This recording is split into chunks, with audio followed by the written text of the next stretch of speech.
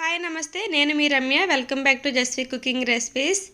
ఈరోజు నేను cold coffee ఎలా ప్రిపేర్ చేయాలో చూపిస్తున్నాను. చాలా ఈజీ అండి. ముందుగా ఒక కప్ తీసుకొని అందులో 1/2 టీ స్పూన్ కాఫీ పౌడర్ వేసుకోవాలి.